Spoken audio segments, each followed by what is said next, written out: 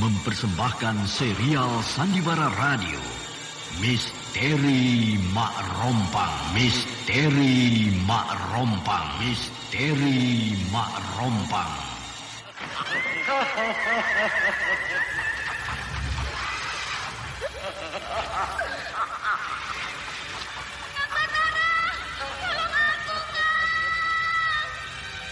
Cepat kemari, Wulan. Mak Rompang. Kisah bangkitnya kembali setiap 200 tahun. Seorang anak manusia yang dapat berganti wajah dan wujud. Terkadang menjadi seorang gadis cantik teramat cantik. Terkadang menjadi seorang nenek tua renta buruk rupa yang selalu menimbulkan prahara dan malapetaka mengerikan bagi umat manusia.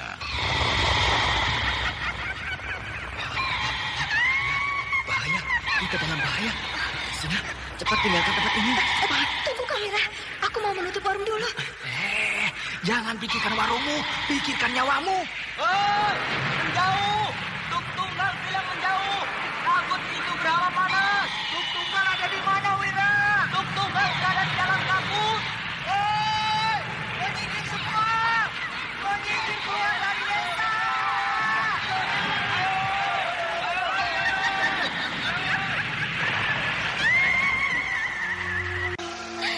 Yang Batara bicara sungguh-sungguh. Iya, karena saya mencintaimu, Wulandari. Mak Rompang diselingi pula tawa ria penuh canda serta kisah cinta kasih yang penuh dengan liku-pilu kehidupan dari dua insan manusia. Awas di belakangmu, Wulandari.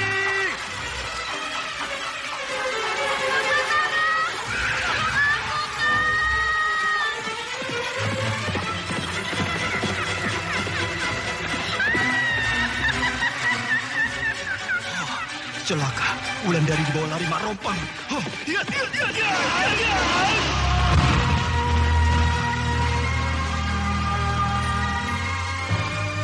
Didukung artis-artis terkenal Ferry Fadli, Yvonne Rose, Anna Sambayon, dan sederet bintang-bintang terkenal lainnya. Ternyata Mak Rompang memakai ilmu Cempaka Gading. Cempaka Gading itu memang milikku. Kau ambil di dalam peti matiku. Cempaka Gading yang ada di balik ikat pinggangku ini bukan milik. Tapi aku dapatkan dari Andita, anak Kirabumi. Kembalikan Cempaka Gading itu sebelum kau menyesal nanti. Tidak, Cempaka Gading ini tidak akan aku berikan pada siapapun. Kurang ajar. Lihat ini. Hiya!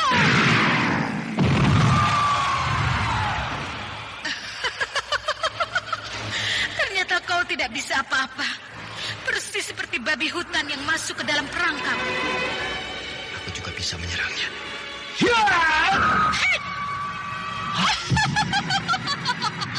Aku di sini. Kemana dia? Dia sudah berada di puncak pohon itu.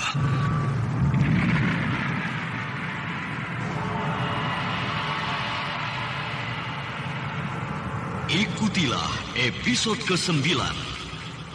Anda sekarang masih mendengarkan Sandiwara Radio di channel Memori 80. Naskah karya Asmadi Syafar.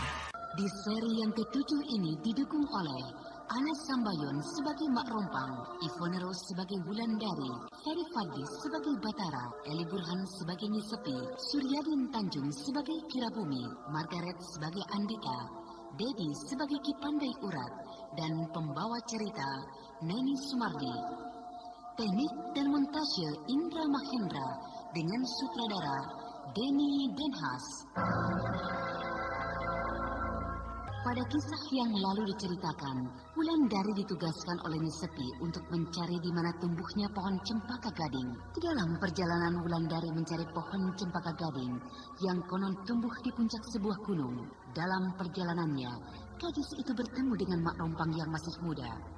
namun dengan wajah yang sangat buruk. Namun ketika Mak Rompang menyelipkan kembang cempaka gading di telinganya, maka tiba-tiba saja wajah Mak Rompang berubah menjadi cantik. Bersama mekarnya kembang cempaka gading tersebut, Wulandari sangat terkejut. Namun kini jiwanya terancam bahaya maut karena Mak Rompang siap untuk membunuhnya. Sementara itu Kisanok Ling datang ke rumah Kisabrang. Perwira Singasari itu minta ganti rugi kepada Kisabrang atas kematian 2 orang prajuritnya di desa Mentilin. Dengan rasa dongkol, Kisabrang menyanggupi untuk mengganti kerugian nyawa 2 orang prajurit itu. Kuku-kuku di jari Mak Rompang bertambah panjang dan siap menerkamku. Kalau kau mundur sedikit lagi, maka tubuhmu akan jatuh melayang ke dalam jurang. Akan kau apakan aku? Aku hanya akan menghukummu. Karena kau telah mengetahui bagaimana kehebatan setangkai kembang cempaka gading ini. Kalau dia cekik aku, maka aku pasti mati.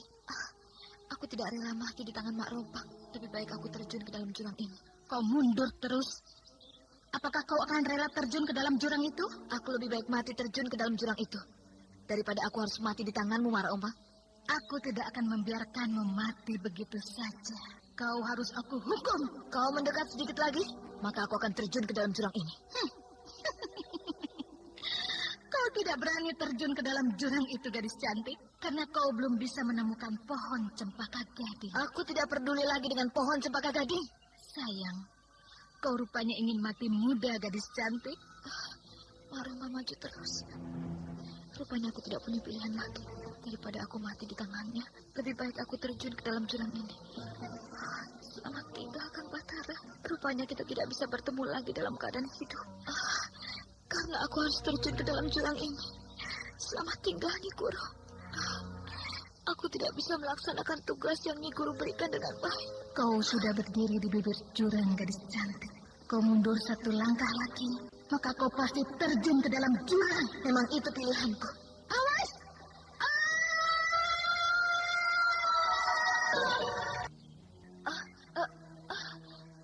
Aku mimpi. Aku bermimpi. Aku bermimpi bertemu dengan Mak Rompang di lereng gunung ini. Rupanya aku masih tertidur di lereng gunung Dempo ini. Sedangkan hari masih malam. Apakah kau merasa segar pagi ini, Batara? Segar, Nyi Guru. Tapi wajahmu murung. Apakah kau sakit? Tidak, Nyi Guru. Apakah kau memikirkan Wulandari? Aku mimpi buruk tadi malam. Mimpi buruk? Mimpi tentang apa? Aku mimpi melihat Wulandari jatuh ke dalam jurang karena dia mengelakkan kejaran Mak Rompang. Mimpiku juga sama seperti mimpimu. Hah? Apakah Nyi Guru melihat Wulandari di sebuah lereng gunung? Ya. Wulandari berdiri di lereng gunung sebelum jatuh ke dalam jurang. Oh, mimpi yang sama. Mimpi yang aneh. Apakah Nyi Guru mengizinkan aku untuk menyusul Wulandari? Tidak usah. Itu hanya sebuah mimpi. Hanya yang aku heran. Kenapa mimpiku dan mimpimu bisa sama? Apakah Wulandari dalam keadaan selamat, Nyi Guru? Kau terlampau memikirkan keselamatan Wulandari. Padahal tugas seperti ini penting untuk memupuk rasa percaya diri untuk dia. Sudahlah, kau harus banyak istirahat. Biarkan Wulandari berjalan menurut nasibnya. Kalau nasibnya baik, dia akan kembali dalam keadaan selamat. Kalau tidak, maka itu nasib buruk yang telah terkurat di garis tangannya. Iya, Nyi Guru.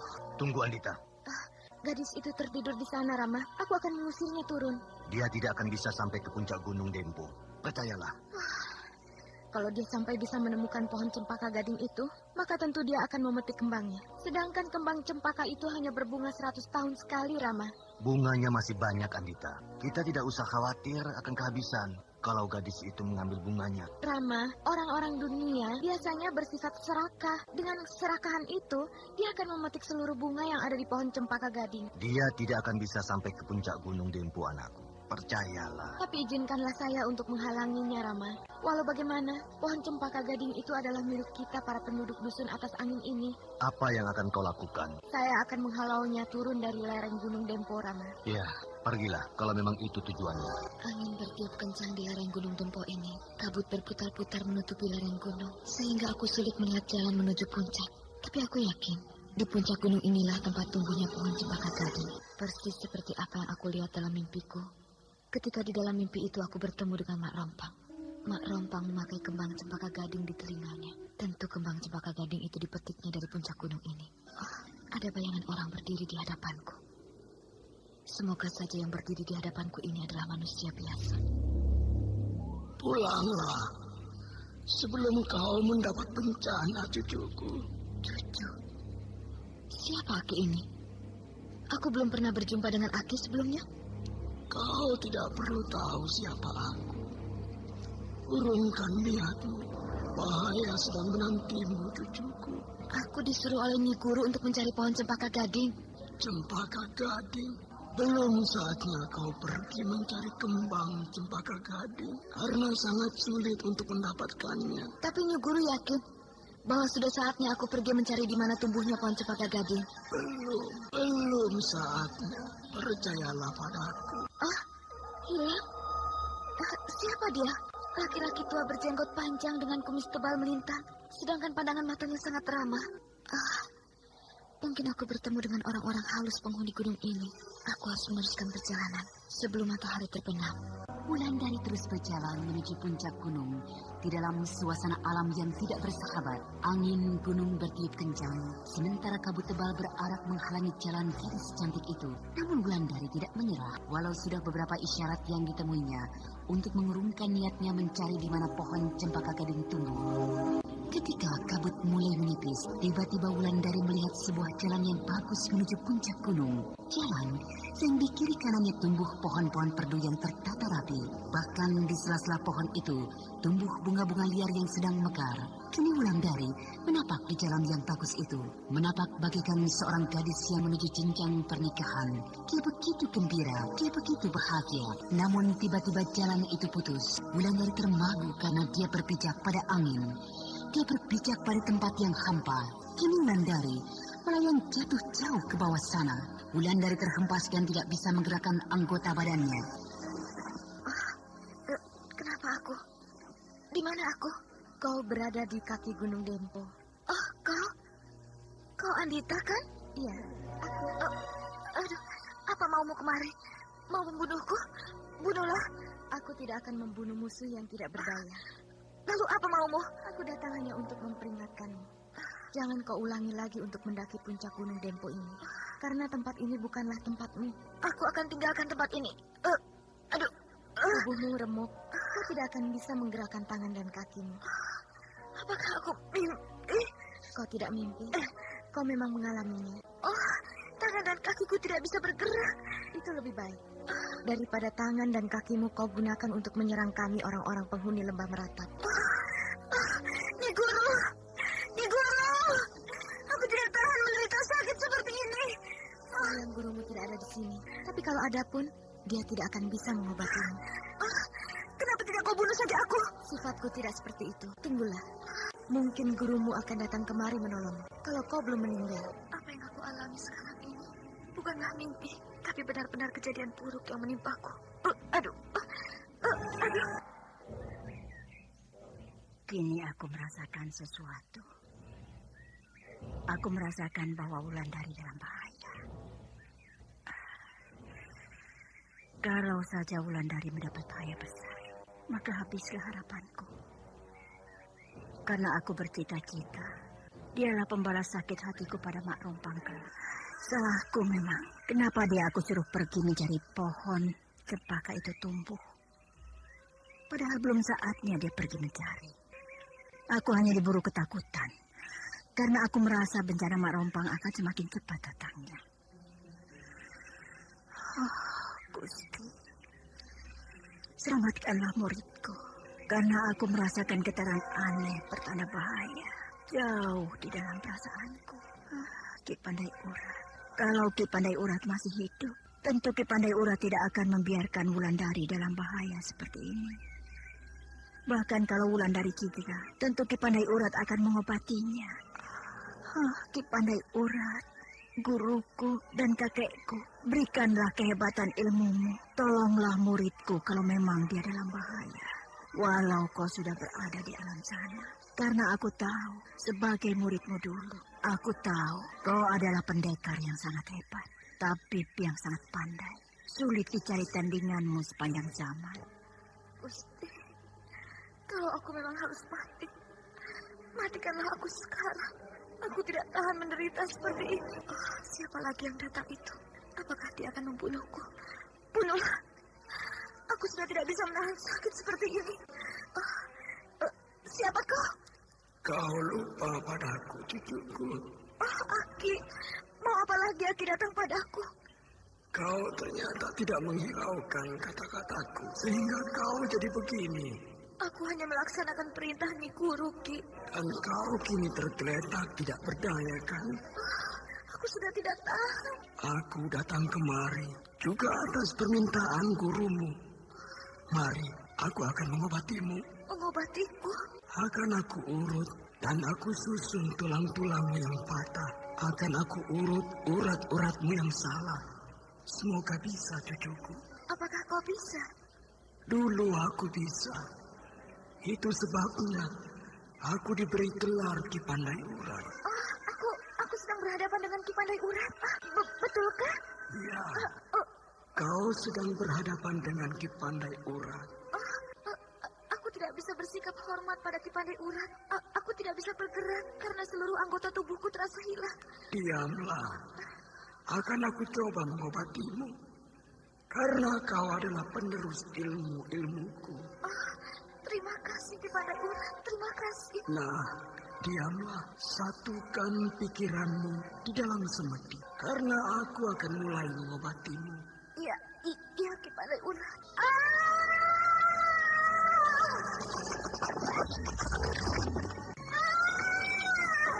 Peganlah daun ini. Tanganku sudah bisa digerakkan. Kunyahlah daun itu sehingga kau akan merasa segar. Bayangan Ki Pandai Urat tampak samar-samar, namun Wulandari sangat percaya bahwa dia sudah ditolong oleh arwah kakek gurunya, sehingga gadis itu tampak pasrah. Dan ketika daun yang diberikan itu dikunyah Wulandari, maka bersama itu pula bayangan Ki Pandai Urat hilang dari hadapannya.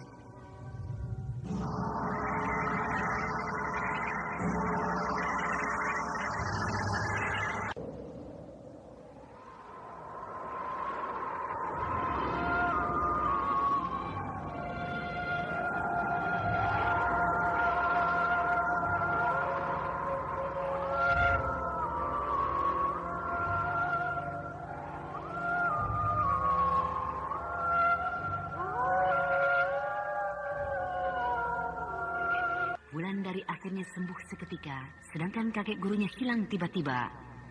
Kecelakaan yang dialami Wulandari juga dirasakan oleh Nyi Sepi.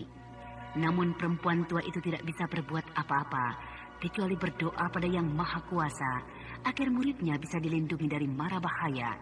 Sementara itu, sebelum Wulandari mendapat bahaya itu, dia telah bermimpi bertemu dengan Mak Rompang, mimpi yang sangat menakutkannya.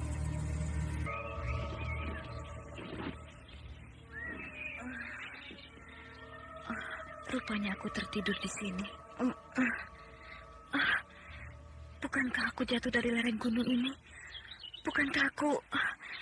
Bukankah seluruh tubuhku remuk dan anggota badanku tidak bisa digerakkan? Tadi malam aku tidak bisa berpikir. Seolah-olah aku mengalami hal-hal yang luar biasa. Aku bertemu dengan arwah Ki Pandai Urat. Dan aku yakin bahwa aku tidak bermimpi. Kejadian tadi malam betul-betul nyata. Ki Pandai Urat mengobati luka-lukaku. Ki Pandai Urat menyusun kembali tulang-tulangku yang telah remuk. Dan setelah aku mengunyah daun yang diberikannya, aku lalu tertidur pulas. Aku terbangun setelah sinar matahari menyengat tubuhku. Kecelakaan ini adalah salahku. Padahal Ki Pandai Urat sudah memperingatkan aku bahwa aku tidak boleh naik sampai ke puncak gunung ini. Tapi aku tidak mempedulikannya. Aku naik terus, sehingga terjadilah musibah ini. Kini aku harus kembali ke Telaga Sore. Aku tidak boleh melanggar larangan Ki Pandai Urat lagi. Berlama-lama aku tinggal di Telaga Sore ini. Tidak enak. Padepokan ini bukan tempatku. Tempatku adalah di puncak Gunung Raya, di Padepokan Sri Gunting. Dan juga aku ingin sekali menyusul Wulandari. Tapi apakah enak kalau aku minta diri pada Nyi Guru? Jangan-jangan dia tersinggung. Serba salah aku. Biasanya setiap siang dia datang membawakan obat untukku. Padahal aku sudah sembuh. Betul, Nyi Guru kemari. Tentu dia membawakan ramuan obat lagi. Kau tampak sedang bersiap-siap, Batara. Mau kemana kau? Aku mau mohon diri, Nyi Guru. Aneh. Mau kemana kau? Sudah lama sekali aku meninggalkan puncak Gunung Raya, Nyi Guru. Oh, begitu. Kenapa harus kembali ke sana? Apakah di sini kau tidak suka? Apakah di sini kau tidak betah? Maaf, Nyi Guru. Aku ingin melihat kuburan Ki Guru. Aku ingin istirahat di puncak Gunung Raya dan juga ingin mencari Wulandari. Wulandari memang belum kembali. Kau memang harus mencarinya. Dan juga jangan kau berlama-lama di puncak Gunung Raya. Karena kau sendiri belum pernah mempelajari isi kitab Dua Mustika yang sudah berada di tangan kita. Aku sebenarnya ingin sekali mempelajari isi kitab itu. Tapi... Baiklah, pergilah. Cari dulu Wulandari sebelum kau naik ke puncak Gunung Raya. Aku khawatir atas keselamatan Wulandari. Karena aku selalu bermimpi buruk pada muridku itu. Nyi Guru, aku datang, aku datang. Wulandari. Itu memang suara Wulandari, Nyi Guru. Datang juga akhirnya muridku itu. Tetapi aku tidak tahu apakah dia datang dalam keadaan sakit. Nyi Guru, Kang Batara mau kemana? Mau ke puncak Gunung Anda Raya, sekarang Wulan. masih mendengarkan Sebenarnya, Sandiwara dia Radio di ingin channel mencarimu, Memori Wulan. Hanya dia 80. malu berterus terang. Sehingga dia mencari alasan yang lain. Iya, aku juga mau menyusulmu mencari pohon cempaka gading itu. Kau tampak segar sekali, Wulan. Apakah kau tidak mendapat halangan apa-apa selama perjalanan? Maaf, Nyi Guru. Aku tidak berhasil menemukan pohon cempaka gading karena sangat sulit untuk sampai ke puncak gunung itu. Di puncak gunung mana pohon itu tumbuh, Wulan? Di puncak Gunung Dempo. Kau yakin bahwa di puncak Gunung Dempo tumbuh pohon cempaka gading, Wulan? Ya, aku bermimpi bertemu dengan Mak Rompang di puncak gunung itu. Mak Rompang memakai setangkai cempaka gading di telinganya. Mak Rompang, kenapa dia menjadi baik padamu? Dia tidak baik, bahkan dia menghalangiku mendaki puncak gunung itu. Dia tidak suka kalau aku berhasil mencapai puncak Gunung Dempo untuk memetik kembang cempaka gading. Bahkan di dalam mimpi itu, aku akan dicekik oleh Mak Rompang, sehingga aku jatuh ke dalam jurang. Syukurlah. Kau jatuh ke dalam jurang hanya di dalam mimpi. Tapi keesokan harinya, aku benar-benar jatuh ke dalam jurang setelah aku meniti jalan yang ternyata jalan itu tidak ada. Aku tidak bisa melihat sekelilingku karena kabut sangat tebal. Lalu, Wulan? Tubuhku remuk ketika sampai di dalam jurang. Aku tidak bisa bergerak, bahkan menggerakkan jari tangan pun. Aku sudah tidak mampu. Tapi sekarang kau tidak apa-apa? Tidak ada tanda sedikit pun di tubuhmu bahwa kau jatuh ke dalam jurang. Aku ditolong oleh seorang laki-laki tua. Siapa laki-laki tua itu, Wulan? Ki Pandai Urat. Hah? Ki Pandai Urat? Guruku Ki Pandai Urat? Iya, Nyi Guru. Aku tidak tahu apakah ketika itu aku dalam keadaan sadar ataukah sedang bermimpi. Tapi aku jelas sekali melihat wajah kakek guru Ki Pandai Urat. Dia mengobatiku. Dia menyusun tulang-tulangku yang patah. Ki Pandai Urat. Walau sudah jauh di alam sana, dia masih mau menolong cucu muridnya. Dengan terbata-bata, Wulandari menceritakan seluruh kejadian yang dialaminya, sehingga Nyi Sepi dan Batara seolah-olah mendengar cerita dari dunia dongeng. Dongeng yang menjelma jadi kenyataan. Namun di balik itu semua, jelas sekali bahwa Ki Pandai Urat adalah seorang tokoh yang tiada tandingannya. Beliau adalah ahli pengobatan. Beliau yang sebenarnya bisa mengalahkan Mak Rompang. Tapi sayang, Ki Pandai Urat harus meninggalkan dunia fana ini bukan karena dikalahkan oleh Mak Rompang, tapi meninggal karena usia tua. Ya, rupanya kita belum sampai ke sana, Wulan. Kita memang belum seharusnya mencari pohon cempaka gading itu. Karena kita belum bisa melewati rintangan-rintangan yang ada di puncak Gunung Dempo. Tetapi kita harus bersyukur karena kau selamat. Selamat oleh nasib yang belum memutuskan kau harus mati. Iya, Nyi Guru. Kita harus memperdalam lagi isi kitab Dua Mustika. Baru kita bisa mencari dan menemukan pohon cempaka gading. Akhirnya aku bisa sampai di lereng Gunung Dempo ini. Sebenarnya aku tidak boleh kemari, tapi aku ingin tahu apa halangannya mendaki sampai ke puncak Gunung Dempo ini. Tapi aku tidak berniat mencari di mana pohon cempaka gading itu tumbuh. Aku hanya ingin tahu bagaimana sulitnya mendaki puncak gunung ini sampai Wulandari jatuh tergelincir ke dalam jurang. Kang? Andita? Aku? Kang Batara terkejut? Iya, aku terkejut. Mau apa Kang Batara mendaki puncak Gunung Dempo ini? Hanya ingin tahu bagaimana cara mendaki gunung ini supaya tidak jatuh ke dalam jurang. Untuk menyelidiki bagaimana Wulandari jatuh ke dalam jurang. Apakah kau melihat Wulandari jatuh ke dalam jurang, Andita? Aku melihatnya. Tuh, di sebelah sana. Dia tergelincir dan jatuh ke dalam jurang. Di bawah sana, tubuhnya remuk, hanya rangannya saja yang menandakan bahwa dia masih hidup. Tapi nasibnya baik, ada sesuatu yang menolongnya. Sehingga dia segar kembali, seperti tidak pernah terkena apa-apa. Ya, telah terjadi keajaiban pada diri Wulandari, sehingga dia masih bisa hidup sampai saat ini, tanpa kurang satu apapun. Penolongnya seorang yang sangat tinggi ilmunya. Sayang, orang itu tidak ada lagi di dunia ini. Kalau tidak, maka Kang Batara tidak usah susah-susah untuk menghadapi musuh-musuh Kang Batara. Ya, kalau orang hebat itu masih ada, keadaan di sekitar ini tidak akan begini.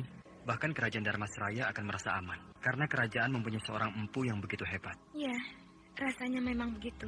Bagaimana? Apakah Kang Batara akan melanjutkan naik ke puncak gunung ini? Iya, tanggung. Tinggal sedikit lagi. Boleh saya menemani Kang Batara naik ke puncak gunung ini? Boleh, kenapa tidak? Ayo. Ya. Andita sedang memberikan contoh padaku bagaimana cara yang paling mudah untuk naik ke puncak gunung ini. Tapi aku tidak mau. Aku ingin tahu apa sebenarnya kesulitan yang dihadapi Wulandari ketika naik mendaki puncak gunung ini.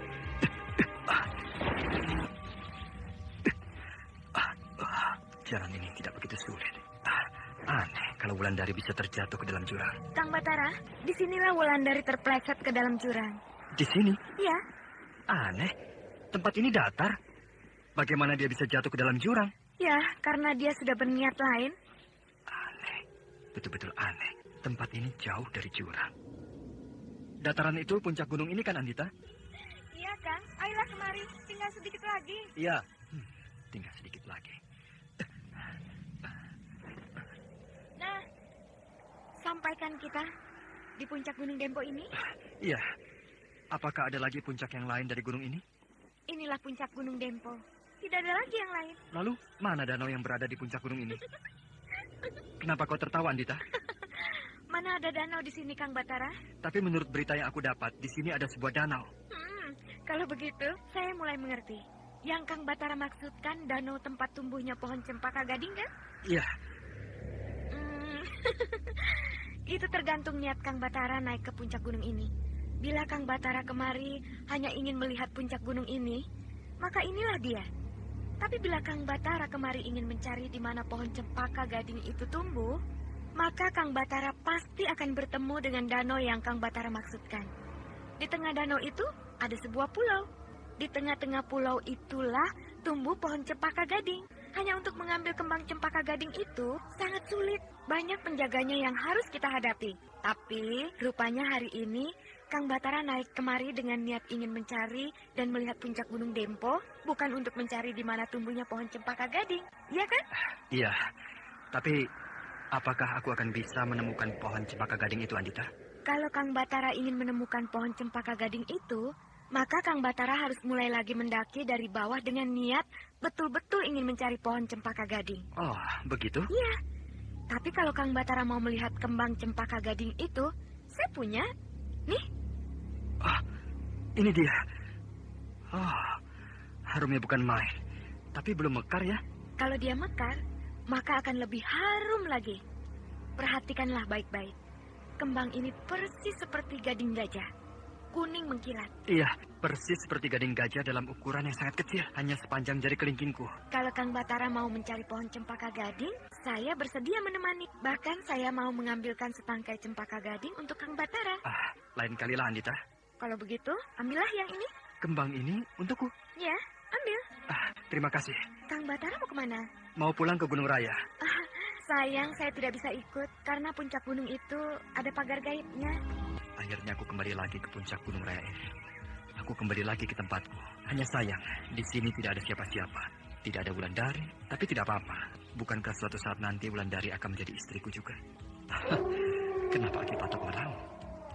Nah, kini dia duduk rata dengan tanah. Seolah-olah dia menyuruhku naik ke atas punggungnya. Sebaiknya aku bersemedi, supaya aku bisa bicara dengan Ki Patok. Ada apa sebenarnya, Ki Patok? Aki tampak gelisah sekali. Batara, kembalikanlah kembang cempaka gading itu. Karena kembang itu ada yang punya. Mari, aku antar kau ke tempat yang punya. Aki Patok rupanya belum tahu bahwa kembang ini aku dapat dari Andita. Tapi kembang itu bukan milik Andita. Kembang itu milik Mak Rompang. Aki Patok jangan menakut-nakuti aku. Aku bicara sungguh-sungguh, Batara. Marilah aku antar kau ke hutan Kumbang untuk mengembalikan kembang cempaka gading itu. Tidak usah. Aku suka kembang ini. Dan lagi untuk apa dikembalikan? Bukankah Mak Rompang sudah mati? Jangan, Batara. Kembalikanlah kalau kau tidak mau mendapat bahaya. Aki Patok, orang seperti aku sudah biasa menghadapi bahaya. Bahkan hampir seluruh hidupku selalu penuh bahaya. Buat apa ditakutkan lagi? Batara, kenapa harus menantang bahaya? Selama bahaya itu masih bisa kita hindarkan. Hidup tidak perlu terlampau cemas, Aki. Batara masih tersenyum dalam semedinya. Tidak pernah terbayang rasa takut dalam dirinya. Sedangkan Aki Patok sangat takut. Tampak bulu-bulu kuduk di tengkuk harimau itu berdiri semuanya. Karena Aki Patok tahu bahaya apa yang akan timbul bila menyimpan kembang cempaka gading milik Mak Rompang itu. Kabut mulai turun. Sebentar lagi puncak Gunung Raya ini akan gelap gulita. Padahal hari masih tengah hari. Aku harus masuk ke dalam gubuk. Kini angin kencang datang. Mungkin kabut ini akan tersapu angin. Dan sinar matahari akan kembali menyinari tempat ini. Aku melihat sesosok bayangan samar-samar di dalam kabut. Bayangan itu semakin jelas. Bahkan kini aku bisa melihat bentuknya. Seorang perempuan muda. Seorang gadis cantik. Siapa kau? Aku pemilik kembang cempaka gading yang ada di tanganmu itu. Pemilik kembang cempaka ini? Dia tidak mungkin siluman. Karena puncak Gunung Raya ini sudah diberi pagar gaib. Sehingga segala bentuk siluman dan dedemit tidak akan bisa sampai kemari. Hei, kenapa kau diam? Kenapa kau melihatku terus? Apa ada yang aneh pada diriku? Aku ragu siapa kau sebenarnya. Apakah dia ini Mak Rompang? Kata Aki Patok, pemilik kembang cempaka ini adalah Mak Rompang. Tidak mungkin. Mak Rompang tidak akan bisa sampai kemari. Dia akan terlempar bila mencoba menembus pagar gaib yang ada di sekeliling tempat ini. Hei, siapa kau sebenarnya? Tidak perlu kau tahu siapa aku. Yang penting bagiku, kembalikan cempaka gading itu padaku. Karena kembang itu milikku. Kau telah mencuri kembang itu dariku. Aku tidak pernah mencuri kembang ini darimu. Kembang ini aku dapatkan dari Andita. Aku tidak peduli dari mana kau dapatkan kembang cempaka gading itu. Yang penting, kembalikan kembang itu padaku. Kau tidak usah memaksaku, karena aku tidak akan memberikan kembang ini padamu. Kalau begitu, Anda sekarang masih mendengarkan Sandiwara Radio di channel Memori 80. Bajuku robek disambar oleh kukunya yang panjang dan runcing. Sebentar lagi nyawamu akan aku sambar. Harus hati-hati. Perempuan ini memiliki ilmu yang tidak enteng.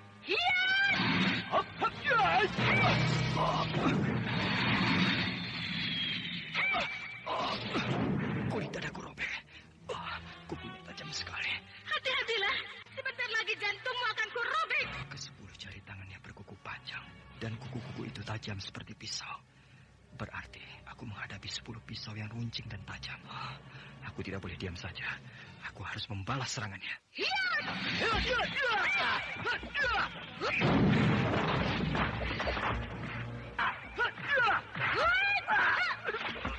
Tanganku patah. Sebentar lagi nyawamu akan aku patahkan.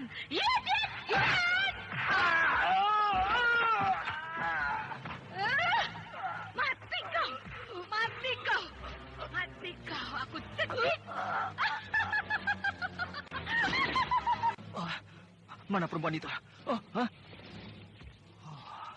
Aku bermimpi. Aku benar-benar bermimpi. Aku yakin yang datang di dalam mimpiku itu adalah Mak Rompang. Tapi aneh, kenapa aku bisa bermimpi? Padahal aku tidak tidur. Hari masih siang. Luar biasa. Mak Rompang masih bisa menyerangku. Walau di dalam mimpi. Dia menyerangku hanya karena kembang cempaka gading yang aku pegang ini. Aduh, tanganku sakit sekali. Dan kulit dadaku terbuka. Bahkan mengeluarkan darah. Semua ini karena serangan Mak Rompang. Aneh.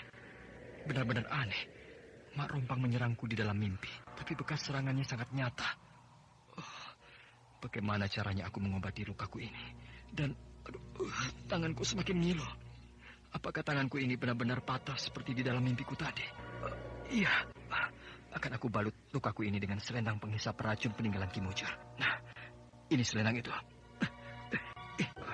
Selendang ini tidak bisa menyerap racun dari lukaku. Apakah aku harus kembali ke Telaga Sore, minta pengobatan pada Nyi Guru? Tidak usah, aku malu kembali ke sana. Nanti disangka oleh Nyi Guru, aku hanya ingin bertemu dengan Wulandari. Andita. Kang Batara. Kau bisa datang ke puncak Gunung Raya ini? Bagaimana saya bisa datang sampai ke puncak Gunung Raya itu, Kang? Sedangkan tempat itu ada pagar gaibnya. Tapi kau sekarang berada di puncak Gunung Raya. Kau sekarang berada di dalam gubukku. Aku hanya ada di dalam mimpi Kang Batara. Jadi, aku sekarang sedang bermimpi? Iya. Untuk apa kau datang dalam mimpiku, Andita? Hanya untuk menolong Kang Batara. Menolongku? Kenapa aku? Bukankah Kang Batara sedang terluka setelah berhadapan dengan Mak Rompang? Entahlah, aku tidak tahu. Nanti, kalau Kang Batara sudah bangun, Kang Batara akan sadar kembali bahwa Kang Batara sedang terluka. Nah, oleskanlah kembang cempaka gading pada luka Kang Batara, atau pada tempat-tempat yang terasa ngilu terkena serangan Mak Rompang. Pasti akan sembuh. Aneh. Apakah betul aku bermimpi? Kalau Kang Batara tidak mau bermimpi, mau bertemu secara nyata dengan saya, bukalah pagar gaib yang mengelilingi padepokan Sri Gunting ini. Saya pasti datang ke sana. Lagi-lagi aku bermimpi. Hari masih malam, bahkan tengah malam. Aduh, lukaku ini mulai membengkak. Di dalam mimpiku tadi, kembang cempaka gading bisa menjadi obat. Batara mencoba mengoleskan kembang cempaka gading pada lukanya, seperti yang dikatakan oleh Andita di dalam mimpi Batara. Bahkan dia mengoleskan beberapa kali. Perlahan luka itu mulai kempes, bahkan lukanya mulai bertaut. Seperti tidak pernah terjadi apa-apa pada luka di dadanya. Batara menjadi heran. Lalu dengan cepat dia oleskan kembang cempaka gading pada tangannya yang terasa sangat ngilu. Perlahan-lahan pula rasa ngilu di tangannya hilang sehingga Batara bertambah takjub. Dia pandangi kembang cempaka gading yang dipegangnya. Bahkan kini kembang cempaka gading itu dia simpan baik-baik. Batara tampak sangat bahagia mempunyai kembang cempaka gading yang sangat langka itu. Perlahan dia langkahkan kakinya keluar dari dalam gubuk. Dia pandangi langit malam yang penuh dengan bintang. Mulutnya komat kamit memanjatkan doa syukur pada Sang Pencipta. Menurut kitab Dua Mustika, daun yang diberikan oleh Ki Pandai Urat padamu itu adalah daun sirih hitam bertulang 5. Iya, Nyi Guru. Apakah Nyi Guru yakin kalau di desa Tegal Sari ini sirih itu tumbuh? Iya. Aku pernah melihat sirih hitam itu tumbuh di desa ini. Di mana Nyi Guru melihatnya? Itu yang aku lupa, Wulan. Wulan, mari kita jalan terus. Mungkin di pagar-pagar rumah orang itu ada. Nyi Sepi! Siapa itu, Wulan? Aning, istri Kang Tembong. Oh iya ya, aku sampai lupa. Kalau desa Tegal Sari ini tempat tinggal Aning. Nyi Sepi, Kak Wulan, apa kabar? Baik. Senang, sudah lama Nyi Sepi dan Kak Wulan tidak datang ke desa ini. Kami sangat sibuk, Aning. Sehingga baru sekaranglah kami sempat datang lagi ke desa ini. Begitu? Iya. Bagaimana kabar anakmu, Aning? Tentu dia sudah bertambah besar ya. Tapasudana sekarang sudah bisa berjalan.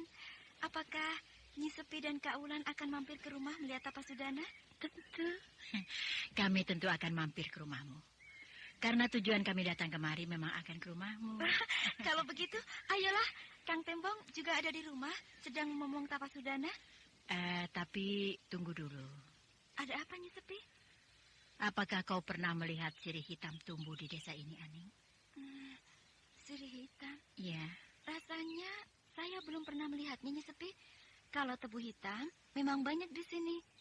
Apakah gunanya untuk obat, Nyi Sepi? Iya, untuk obat. Siapa yang sakit? Tidak ada. Hanya untuk persediaan saja. Mungkin Kang Tembong tahu di mana tumbuhnya sirih hitam itu, Nyi Sepi. Karena Kang Tembong sering pergi ke hutan.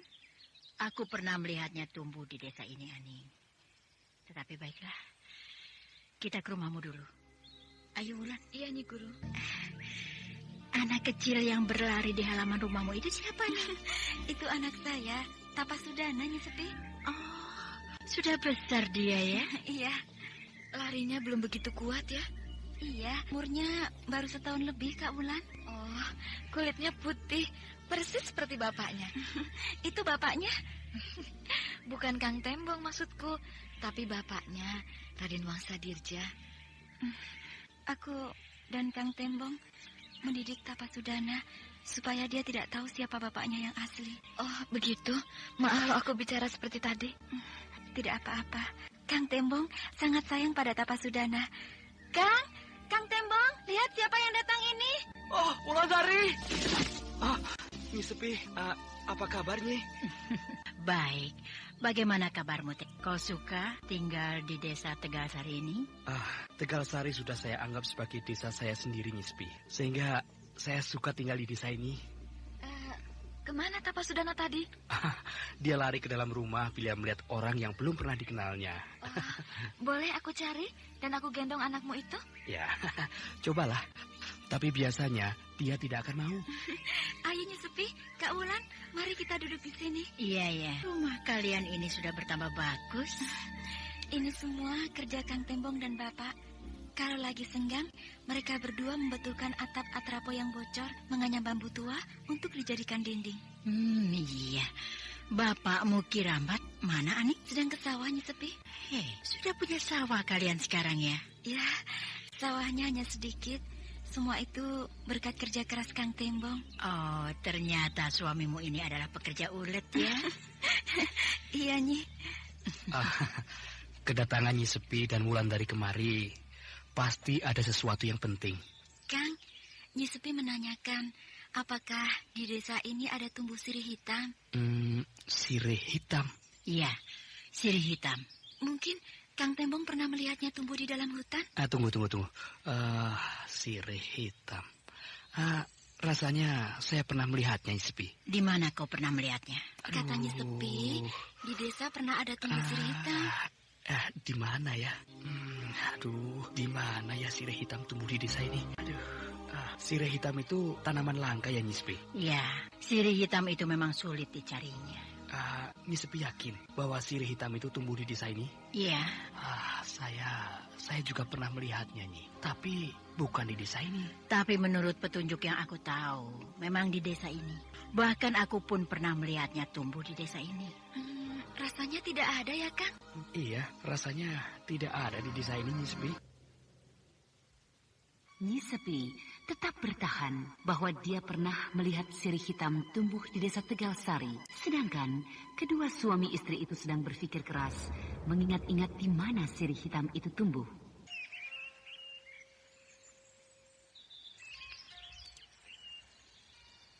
Kedua guru dan murid itu tidak akan bisa menemukan daun sirih hitam yang mereka cari.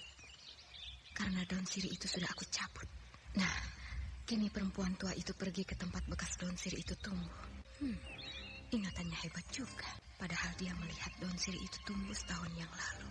Nah, di pagar ini daun sirih itu tumbuh setahun yang lalu.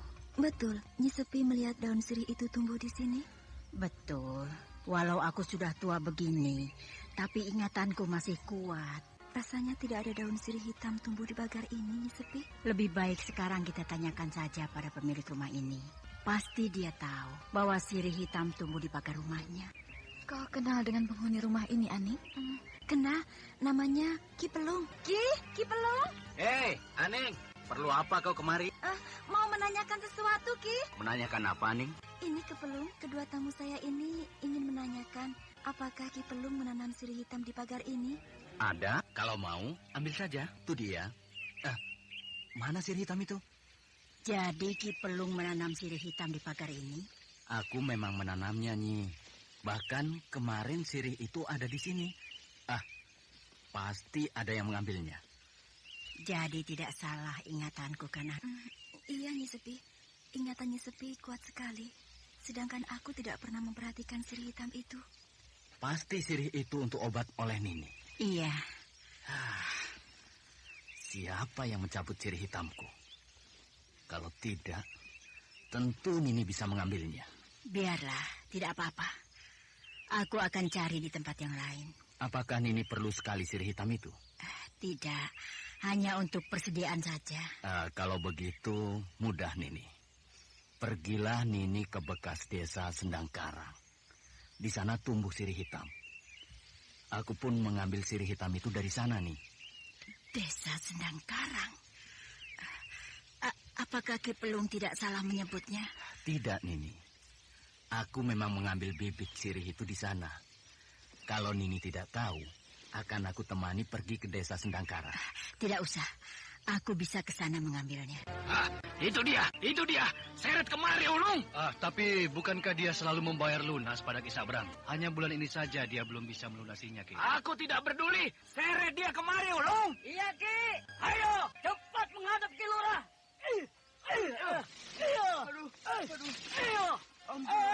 Ampun, Ulung. Ayo, cepat menghadap. Ayo. Iya. Apakah Ki Lurah mencari saya? Kurang ajar.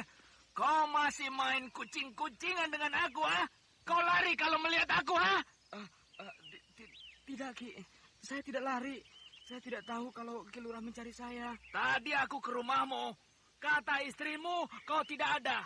Kau pergi keluar desa ke rumah familimu. Ternyata kau ada di sawah. Dan ketika kau melihat aku, cepat-cepat kau bersembunyi. Apa maksudmu, ha? Tidak ada maksud apa-apa, Ki Lurah. Sungguh.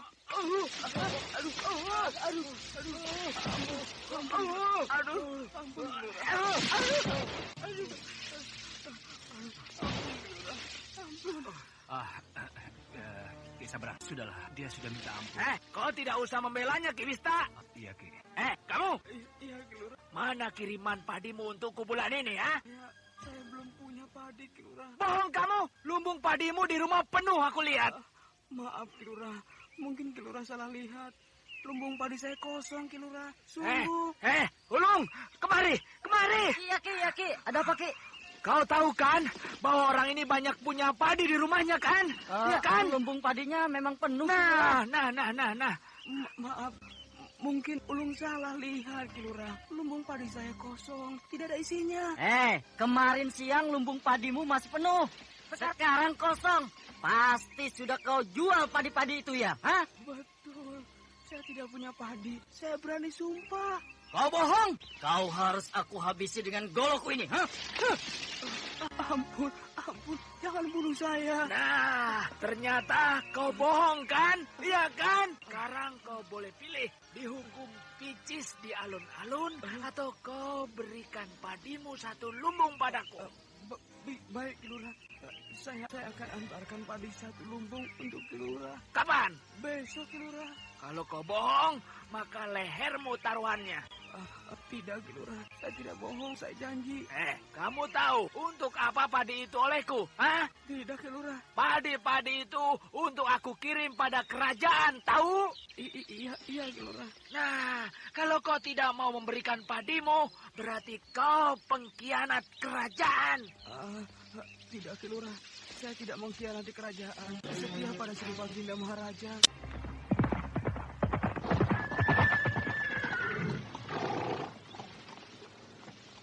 Ada apa Ki Wista tergesa-gesa kemari? Den Ayu sedang menikmati udara sore rupanya. Apakah boleh saya mengganggu? Boleh. Ada berita pentingkah Ki Wista bawa untukku? Iya, Den Ayu. Berita tentang desa kita. Apa yang telah terjadi di sana? Ki Sabrang semakin merajalela, Den Ayu. Merajalela bagaimana? Penduduk desa diperas habis-habisan oleh Ki Sabrang, sehingga banyak penduduk desa yang kelaparan. Hah? Kenapa bisa begitu? Seluruh panen penduduk dirampasnya, sehingga banyak penduduk tidak punya apa-apa lagi di rumah mereka. Baik, aku akan ke sana. Aku akan membuat perhitungan dengan Ki Sabrang. Aku atau dia yang harus mati. Jangan, Den Ayu, jangan. Kenapa jangan, Ki Wista? Karena Ki Sabrang sekarang bekerja sama dengan orang-orang Singosari. Orang-orang Singosari? Iya, bahkan sudah 3 kali perwira Singosari datang menemui Ki Sabrang. Siapa nama perwira Singosari itu? Ki Sanakeling. Oh, Ki Sanakeling? Betul, Den Ayu kan ini. Bahkan orang-orang Singosari sekarang banyak berkeliaran di desa kita. Mereka menyamar. Ada yang jadi pedagang keliling, ada yang jadi pengembara, ada yang jadi pelancong. Padahal kerja utama mereka adalah mengamati keadaan di desa kita. Bahkan mereka sedang menunggu-nunggu bekas perwira desa untuk mereka bunuh. Kurang ajar. Ki Sabrang telah menjual negeri ini pada musuh kerajaan. Sayang Batara sudah tidak ada. Kalau saja... Kang Batara sudah tidak ada. Apa maksud Ki Wista? Batara sudah tewas, Den Ayu. Hah? Siapa yang membunuh Kang Batara? Entahlah. Tapi Batara memang sudah tewas. Ki Wista tahu dari mana berita ini? Wulandari yang menyampaikan kabar buruk ini. Bahkan mayat Batara hilang dari dalam kuburnya. Mungkin dicuri oleh orang-orang Singosari. Lalu mereka cincang karena mereka paling benci pada Batara.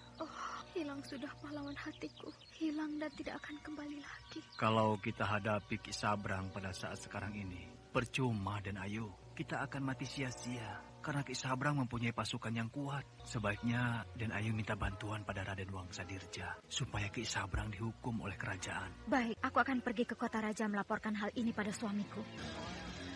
Kota raja masih seperti dulu. Suasananya tetap ramai. Seolah-olah tidak terjadi apa-apa. Orang-orang yang lalu lalang ini tampak tidak memikirkan apa-apa. Padahal kalau mereka tahu, mereka akan ngeri. Karena kota raja sudah dikepung dari segala jurusan oleh pasukan Singosari. Aku tidak usah memikirkan tentang kota raja ini. Sebaiknya aku cepat-cepat menemui suamiku. Itu suamiku. Kang Wangsa. Aneh, dia melihatku. Tapi dia seperti tidak peduli padaku. Akan aku susul dia. Hilang. Cepat betul Kang Wangsa berjalan. Padahal dia tadi masih di sini. Sebaiknya aku tunggu dia di rumahnya.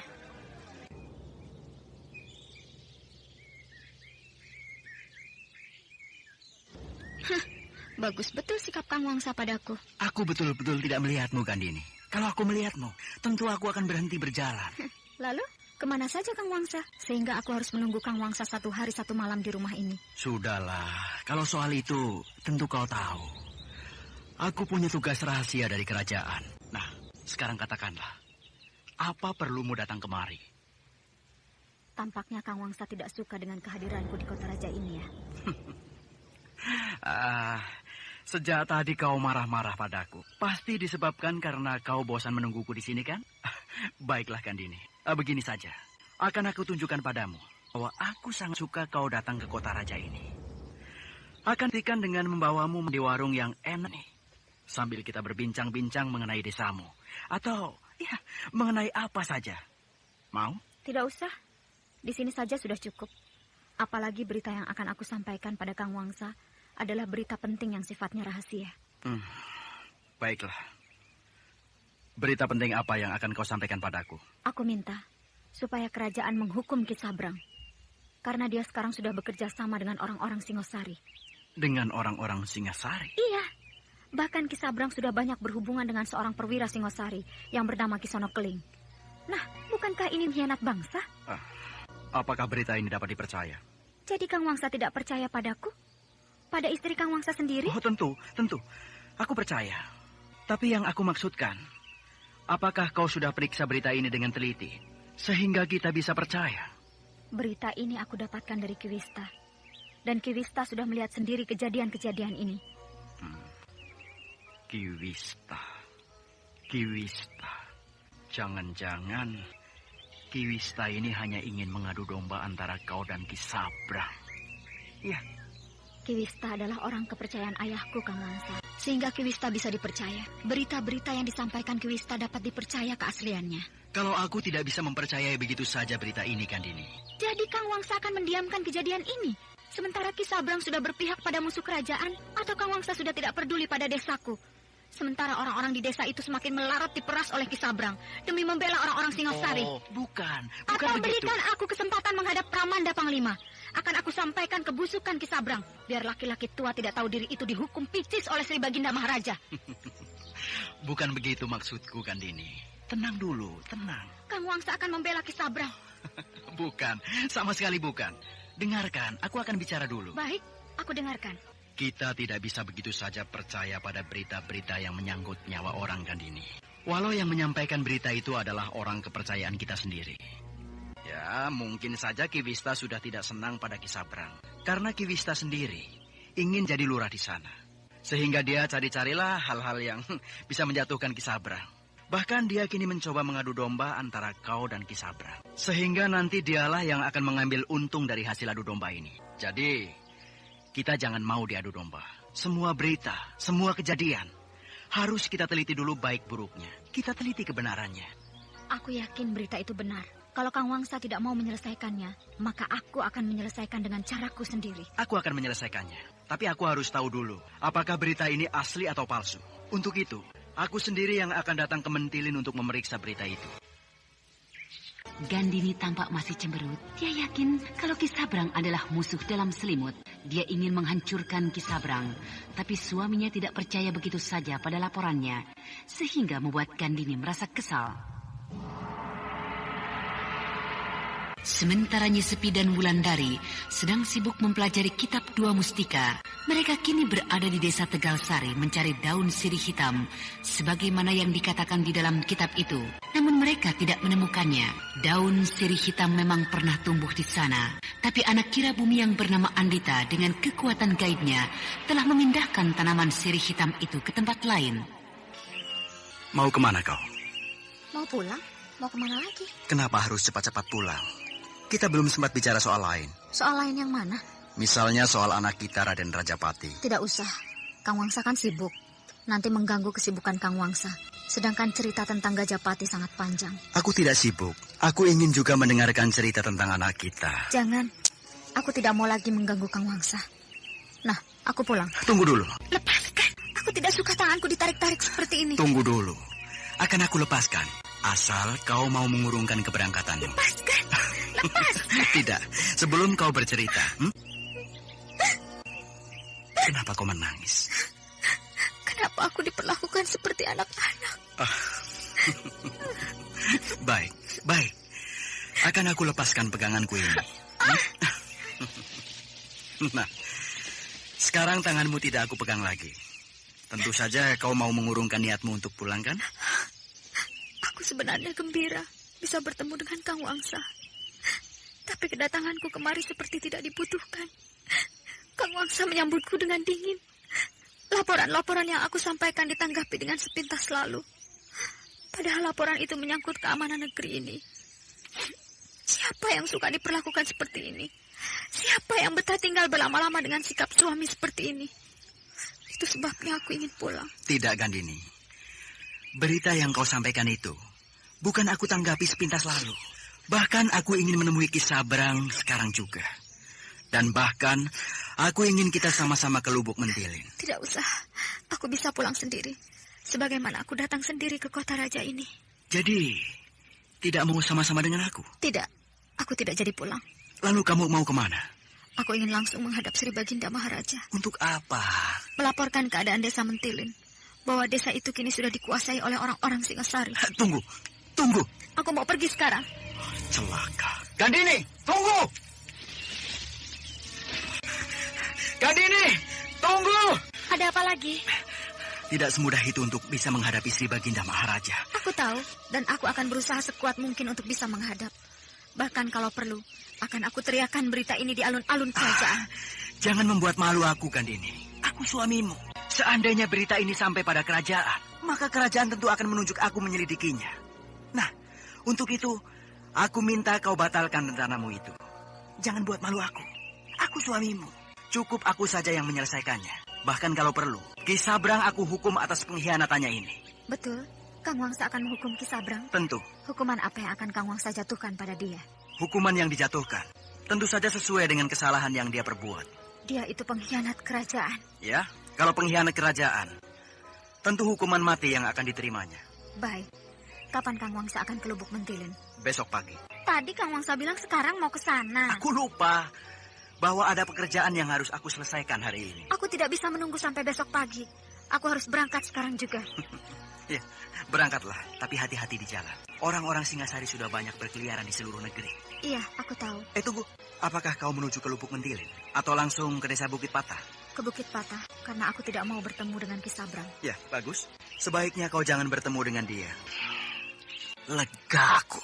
Kalau saja Gandini sampai menghadap Sri Baginda Maharaja. Jangankan Kisabrang, aku pun bisa dihukum mati. Karena selama ini yang menjual rahasia-rahasia kerajaan kepada Singasari adalah aku melalui Kisabrang. Maaf, Raden Wangsa Tirja. Saya mengganggu istirahat Raden. Ada berita apa, pengawal? Ada tamu mau menghadap Raden. Laki-laki atau perempuan? Tentu perempuan, Raden. Siapa namanya? Nuni, Raden. Oh, iya. Aku memang menunggu dia. Suruh dia masuk. Baik, Raden. Akhirnya gadis itu datang juga. Padahal sudah 1 minggu aku menunggunya dengan harap-harap cemas.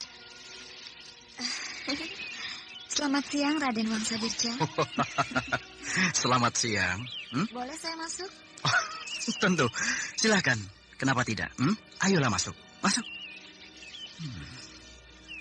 Cantiknya gadis ini.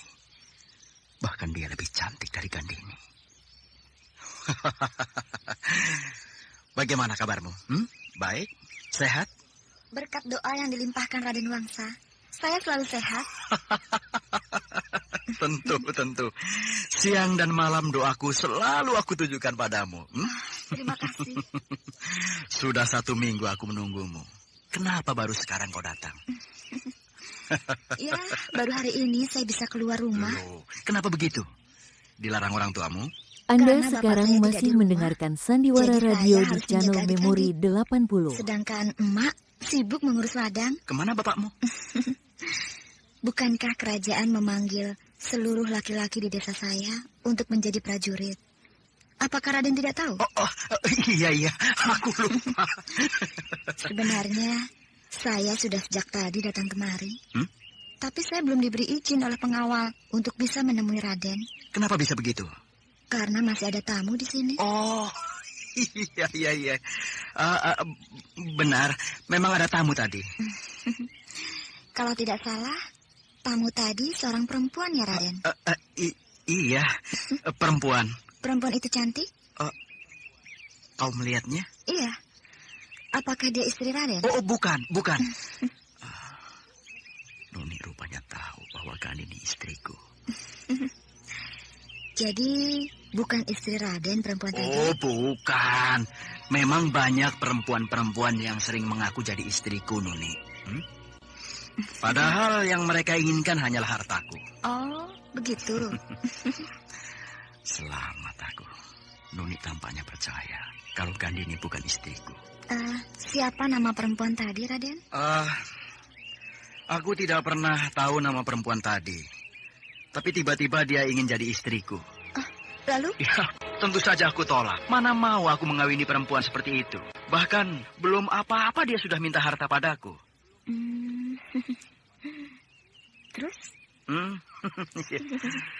Ya, tentu saja aku menolaknya, Nuni. Aneh ya. Banyak sekali perempuan yang begitu pada Raden Wangsa. Ya, mungkin aku terlampau baik pada semua orang. Sehingga orang cepat menafsirkan yang bukan-bukan atas kebaikanku. Kalau saya, bagaimana penilaian Raden? Kalau kau lain, Nuni. Kau adalah seorang gadis yang sederhana, cantik, dan yang paling utama, kau tidak pernah meminta apapun padaku. Itu sebabnya sudah aku putuskan kaulah perempuan yang cocok jadi istriku. Oh, Raden, betulkah kata-kata Raden itu? Kau boleh belah dadaku. Kau akan lihat isinya. Bahkan di dalam dadaku ini, yang ada hanyalah namamu. Tidak pernah terpatri nama perempuan lain selain kau. Terima kasih, Raden, atas kepercayaan Raden terhadap saya. Padahal, bila dibandingkan dengan gadis-gadis di kota raja ini, saya cuma seorang gadis dusun yang tidak tahu tata krama para bangsawan.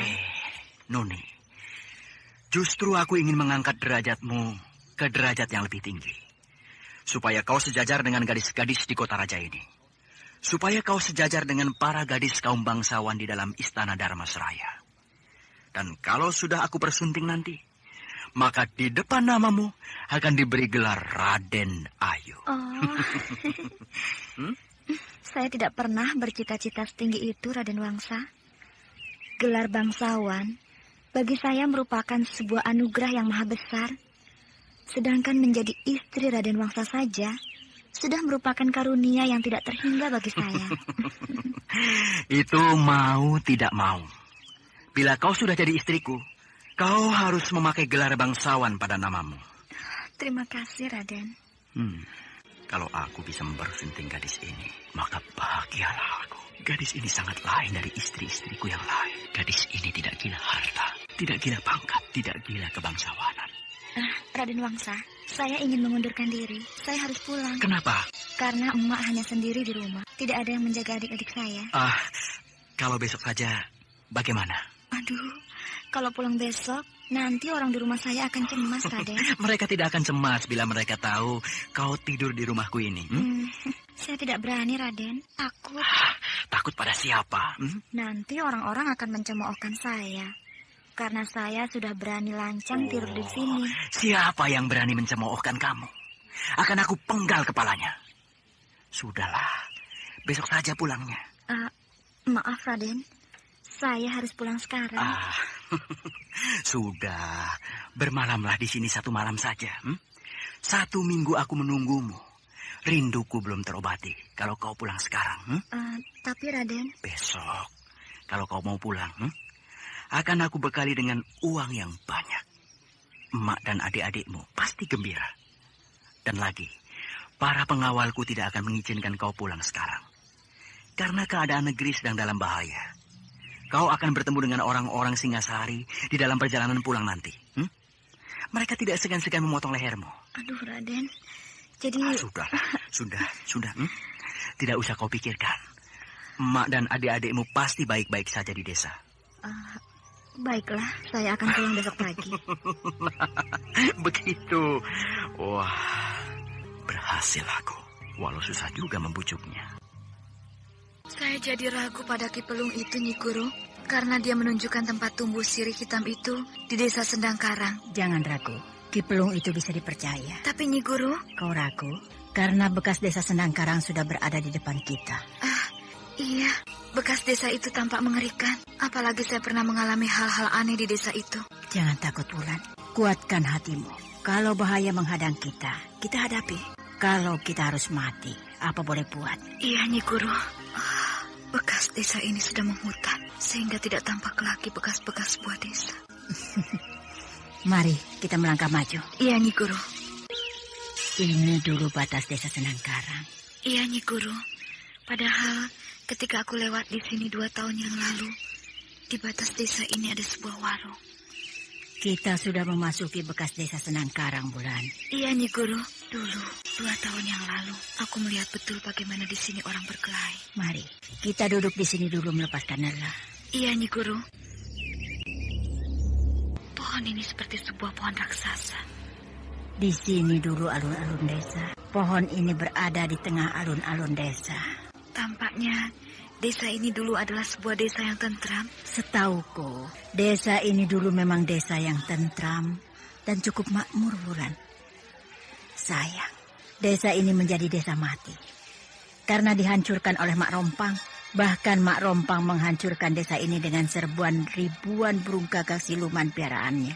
Tentu kejadian saat itu sangat mengerikan, Nyi Guru. Orang-orang desa pasti dalam ketakutan yang amat sangat. Kejadian saat itu memang sangat mengerikan. Bagaikan ada gempa bumi yang sangat dahsyat. Semua perempuan dan anak-anak berlarian ke sana kemari mencari perlindungan. Sementara para laki-lakinya menghadang serangan dengan berlumuran darah. Itu sebabnya Ki Pandai Urat dan sahabatnya Tuk Tunggal bertekad untuk menghancurkan Mak Rompang. Namun sayang, cita-cita mereka tidak tercapai. Dan kita generasi penerus yang harus melaksanakan cita-cita mereka. Iya, Nyi Guru. Sudahlah, kalau mengingat masa lalu, hati kita akan pedih seperti diiris-iris. Nyi Guru, ada sesuatu yang bergerak di belakang kita. Iya, aku mendengar seperti langkah kaki orang. Nyi Sepi dan Wulandari mulai meningkatkan kewaspadaan mereka karena mereka sadar apapun bisa terjadi di dalam desa yang angker itu. Oh, yakin bahwa gemerisik semak-semak di belakang kita ini adalah bahaya, Wulan? Iya, Nyi Guru, dan saya sudah siap menghadapi bahaya ini. Bersiaplah, Wulan. Begitu gerakan di semak-semak ini semakin dekat, maka langsung kau serang. Kalau langkah kaki di semak-semak di belakang kita ini bukan bahaya, bagaimana Nyi Guru? Apapun yang ada di Sendang Karang ini adalah bahaya buat kita. Jadi jangan ragu-ragu, Wulan. Baik, Nyi Guru. Ini saatnya kau melepaskan serangan, Wulan.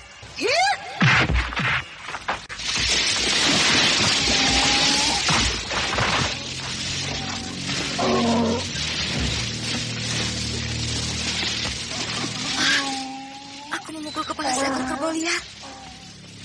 Siap, Wulan. Dia akan menyerangmu dengan tanduknya yang runcing. Kerbau liar ini belum juga jatuh. Bahkan dia siap menyerudukku dengan 2 tanduknya.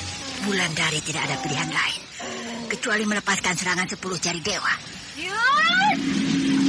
Bagus, Wulan. Kau telah merobohkannya.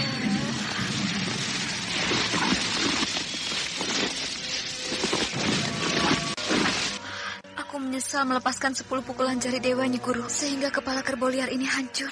Jangan sentuh bangkai kerbau itu.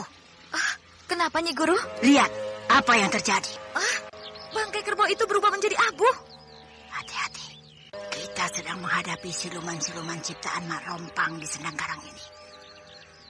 Siluman-siluman ini tidak suka kita datang dan masuk ke Sendang Karang. Oh, aneh. Debu kerbau itu hilang. Biarkan saja, Wulan. Mereka sedang menguji kita. Kita lolos pada hambatan pertama. Di sini dulu Ki Mujur sering duduk, Wulan. Iya, Nyi Guru. Bahkan di sini dulu Nenek Batara sering menunggu Ki Mujur. Seperti siang hari ini. Iya, Nyi Guru. Ki Mujur tidak tahu kalau aku juga sering menunggunya di sini. Bahkan dia tidak memperdulikan aku. Yang dia cari hanya Padmi, Nenek Batara. Kenapa jadi begini? Aku melihat beberapa orang lewat di depanku. Bahkan kini aku tidak melihat hutan belantara lagi. Yang aku lihat hanya sebuah alun-alun desa yang cukup luas. Wulan. Aku melihat desa ini ada lagi. Anda sekarang masih mendengarkan Sandiwara Radio di channel Memori 80. Itu Nyi Guru. Nyi Guru berada di antara orang-orang desa. Nyi Guru? Wulan. Nyi Guru memanggilku, tapi kenapa suaranya jauh sekali? Wulan. Nyi Guru memanggilku, tapi Nyi Guru jalan terus. Aku harus menyusulnya. Nyi Guru, tunggu! Nyi Guru tidak mau menungguku. Nyi Guru jalan terus. Sedangkan orang-orang desa memandangku seperti benci padaku. Kisanak. Kisanak orang mana? Orang ini mukanya buruk. Banyak bekas luka yang mengerikan. Kisanak orang mana? Maaf, aku dari desa Mentilin. Sedang apa Kisanak di sini? Mengejar guruku. Gurumu siapa? Nyi Sepi. Oh, dia jalan ke sana. Ke sana? Tapi... Iya, cepatlah sebelum dia pergi dari desa ini. Dan jangan lupa sampaikan salamku untuk Nyi Sepi. Siapa nama Kisanak? Muhak namaku. Aku kenal dengan Nyi Sepi. Oh, Ki Muhak. Sebenarnya kami datang kemari mencari tanaman sirih hitam. Oh, kalau sirih hitam banyak di halaman rumahku. Ayo, kita ke sana. Terima kasih. Wulan, ayo bangun. Wulan? Saya tertidur, Nyi Guru. Ya, mungkin kau terlampau lelah. Apakah lama saya tertidur, Nyi Guru? Lama juga. Lihat saja. Matahari sudah condong ke arah sana. Hampir sore. Rasanya saya tidak tidur, tapi melihat hutan di sekitar ini menjadi desa kembali. Kau bermimpi rupanya. Sepertinya tidak mimpi, Nyi Guru, tapi kejadian sebenarnya. Bahkan saya bertemu dengan seorang laki-laki bernama Muhak. Tunggu dulu. Rasanya aku pernah mendengar nama itu. Mukanya buruk mengerikan. Iya, aku kenal dia. Muhak mati diserbu burung-burung gagak Mak Rompang, sehingga mukanya hancur. Jadi aku bertemu dengan arwah Muhak? Lalu apa katanya, Wulan? Dia juga bilang bahwa dia kenal dengan Nyi Guru. Bahkan dia bilang kalau mau mencari sirih hitam, di halaman rumahnya tumbuh banyak. Betul dia bilang begitu, Wulan? Iya, Nyi Guru. Mari, sebelum hari malam, kita cari bekas rumah si Muhak. Semoga saja banyak sirih hitam tumbuh di sana. Baik, Nyi Guru. Kalau tidak salah, di sini rumahnya. Tetapi tidak mungkin. Tidak ada sirih hitam tumbuh di sini. Kalau ke sebelah sana, Nyi Guru? Bukan, di sana bukan rumah Muhak, tapi rumah si Majo. Mari ke sana, Wulan. Apa tandanya rumah Muhak itu dulu, Nyi Guru? Di halaman rumahnya tumbuh pohon tengkawang. Ah, itu pohon tengkawang, Nyi Guru. Pohon tengkawang itu besar sekali. Nah, itu Nyi Guru, itu pohon sirih hitam yang menjalar di pohon tengkawang. Iya, mari kita ambil. Kalian tidak akan bisa mendapatkan sirih hitam itu selama aku membenci kalian. Wulan, pohon sirih hitam itu tiba-tiba hilang. Ah, iya Nyi Guru. Padahal tadi jelas sekali kita melihat pohon itu menjalar di sini. Selama kalian aku ikuti, maka kalian akan aku permainkan. Percuma aku anak kira bumi, kalau hanya kalian saja yang tidak bisa aku pecundangi. Kau lihat, Wulan, kita sedang dipermainkan oleh penghuni desa ini. Kita sedang berada di dalam sebuah rumah yang besar, Nyi Guru. Tampaknya mereka akan mengurung kita di dalam rumah ini, Wulan. Saya sudah siap menghadapi para siluman desa Sendang Karang ini, Nyi Guru. Bagus, kita hadapi mereka. Jadi betul, Nyi Guru dan Wulandari kemari, Ani? Betul, Kang Batara. Lalu kemana mereka? Mereka tadi ke rumah Ki Pelung. Sebentar lagi mereka akan kembali kemari. Baiklah, akan aku tunggu di sini. Kang Batara mau minum apa? Tidak usah, aku tidak haus. Oh ya, Tembong kemana, Aning? Kang Tembong sedang membawa Tapasudana jalan-jalan cari angin. Kirambat mana? Sebentar lagi pulang dari sawah. Sawah? Sawah siapa? Sawah kami, Kang. Hei, kalian sudah punya sawah sekarang. Itu berkat kerja keras Kang Tembong, sehingga kami bisa membeli sawah, walaupun tidak luas. Wah, syukurlah kalau begitu. Nah, itu Ki Pelung, Kang. Kang Batara tunggu di sini ya, biar saya yang menanyakan pada Ki Pelung. Iya, kalau Nyi Guru dan Wulandari melihat apa yang aku bawa ini, pasti mereka gembira. Karena tanpa susah-susah, aku sudah mendapatkan kembang cempaka gading. Dan aku akan ceritakan bagaimana khasiat kembang cempaka gading ini. Kang Batara, kata Ki Pelung, Nyi Sepi dan Kak Wulan sudah meninggalkan desa ini. Mereka tampak tergesa-gesa, sehingga tidak sempat mampir lagi kemari. Kemana mereka perginya, Ani? Kata Ki Pelung, mereka pergi ke Sendang Karang. Hah? Untuk apa mereka ke sana? Kata Ki Pelung, Nyi Sepi dan Kak Wulan mencari sirih hitam. Celaka. Nyi Sepi dan Wulandari pasti menghadapi bahaya besar di sana. Aning, baiklah. Aku akan menyusul mereka ke sana, Aning. Kang Batara tidak menunggu Kang Tembong kembali? Tidak usah. Kirim salam saja untuk Tembong dan Kirambat, ya? Iya, Kang Batara. Hari sudah malam, sedangkan aku tidak tahu harus dari mana aku masuk hutan Sendang Karang ini. Kalau masuk ke dalam bekas desa ini, aku harus menemukan dulu alun-alun desa. Tapi aku tidak melihat apa-apa. Tempat ini gelap sekali. Tapi apakah mungkin Nyi Guru dan Wulandari berada di dalam hutan tengah malam begini? Rasanya tidak mungkin. Tapi aku tidak tahu juga. Mungkin saja Nyi Guru dan Wulandari nekat, sehingga mereka tetap bertahan di dalam hutan Sendang Karang. Lebih baik aku tunggu saja sampai hari pagi.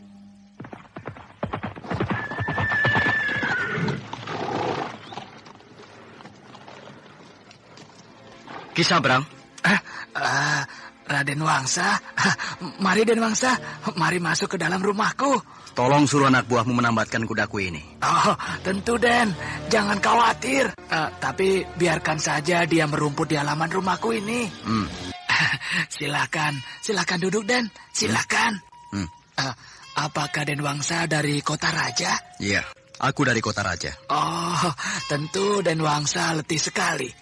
Kalau Den Wangsa mau istirahat, sudah ada kamar yang bersih dan besar untuk Den Wangsa. Untukku? Iya, Den. Saya selalu menyiapkan sebuah kamar untuk Den Wangsa. Dan kamar itu tidak pernah dipakai oleh siapapun. Perhatianmu padaku sangat besar, Kisabrang. Oh, tentu, Den. Saya harus tetap memperhatikan Raden. Bukankah Raden adalah menantu Ki Rekso, bekas lurah di sini? Dan bukankah Den Wangsa adalah anak seorang panglima perang kerajaan? Nah, tentu suatu saat Den Wangsa akan datang kemari. Bahkan Den Wangsa tentu akan bermalam di rumahku ini. Kau seorang sahabat yang pandai mengambil hati orang. Itu sudah menjadi kewajiban saya, Den Wangsa. Kisabrang, aku datang kemari. Ada yang akan aku bicarakan padamu. Apa itu, Den? Raden Wangsa Dirja dan Kisabrang masih duduk di ruang yang besar dan indah. Keduanya tampak terlibat dalam pembicaraan yang sungguh-sungguh. Sesekali mereka menenggak minuman yang disediakan oleh para pelayan.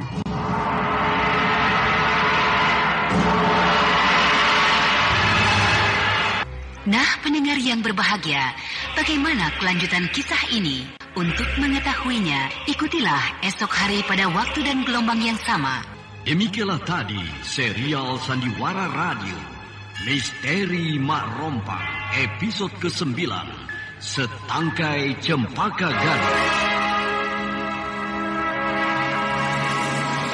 Dipersembahkan oleh Denhas Adia Suara bekerja sama dengan PT Sinar Effendi Murni, produsen tablet obat kuat Aladina, obat terlambat bulan Menpas Kapsul, tablet obat kuat dan pegal linu Duta Rema, dan jamu godok Cap Gorilla.